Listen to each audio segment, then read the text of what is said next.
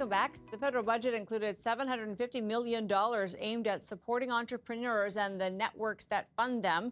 It's something people working in that space have lobbied hard for. Claudio Rojas is CEO of the National Angel Capital Organization. Claudio, thanks for being with us. Thanks, Amanda. And I think you were pretty happy with some of the measures that you saw. So let's start with what you did see that you like in the budget and what it might do for startup capital in the country. What I think is very important to recognize is that Budget 2025 is a critical step forward for our innovation economy. We've talked for many years about the importance of capital and networks for our entrepreneurs so that they can have access to the resources that they need to scale their companies. And Budget 2025 signaled that this is a high priority for this government. And so how do we put the money to work? Obviously, one of the big issues we have in Canada is capital that allows innovations to stay here. Is that just as true at the smallest level, the startup level, as it is at the mid-size? We've got a big problem at the mid-size, Claudio, but you're focused on the early stage. Do companies stay when they can get capital here? So having access to capital is really critical across all stages of the innovation pipeline. And so when we look at these later stage companies and we ask why don't we have more or why are we seeing early acquisitions, really the answer is what are we doing at the earliest stage?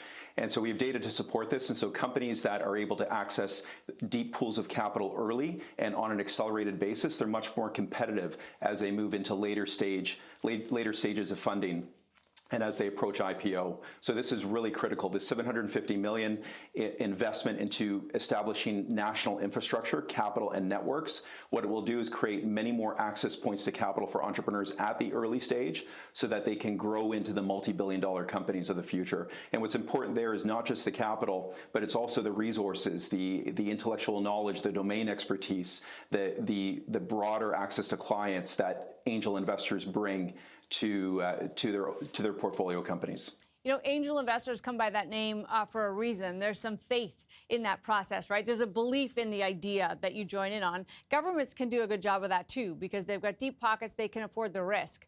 Do we do a good job, once you've grown these things, Claudia, of getting the big investors of this country? I'm thinking of the pension funds, but other big private pools of capital in this country involved in making sure that Canadian innovations actually stay Canadian. Private pools of capital, we believe, will mobilize at a much greater scale going forward as we fill this early stage of the pipeline with high potential companies, with companies that will dominate in areas like artificial intelligence, quantum, clean technologies, digital health. And so it's our collective responsibility to create the conditions for private capital to mobilize at scale. And what we will see and what we have seen is that our entrepreneurs are world class. They have been building companies in adverse conditions.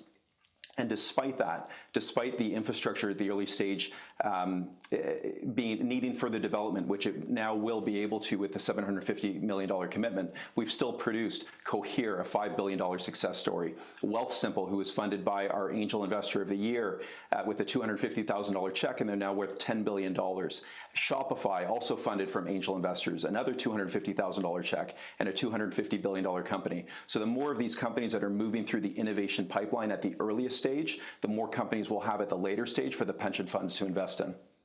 Was there anything you didn't see in the budget that you hoped to?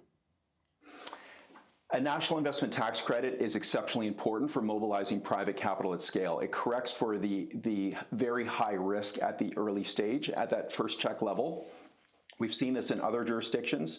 A report that we published looked at peer jurisdictions that have leveraged and mobilized private capital at scale using a national investment tax credit. And we're hopeful that in addition to establishing capital and networks, so 21st century infrastructure for a 21st century economy, we'll also see a national investment tax credit to mobilize more private capital into the ecosystem.